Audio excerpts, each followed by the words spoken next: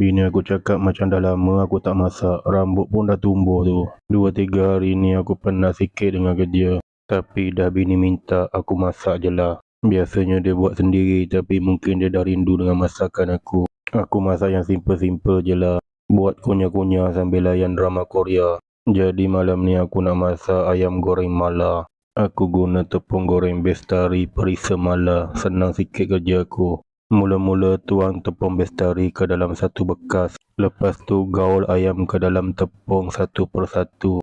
Lepas ayam dah bersalut tepung, celupkan ayam ke dalam air. Buatlah sampai ayam tu habis. Kemudian ulang lagi untuk lapisan yang kedua.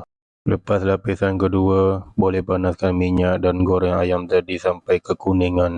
Dah siap, boleh panggil anak bini makan. Rasanya pedas sampai melekat dekat lidah. Tidak sesuai untuk anak-anak, tapi untuk anak aku apa-apa pun boleh. Semua diorang telan.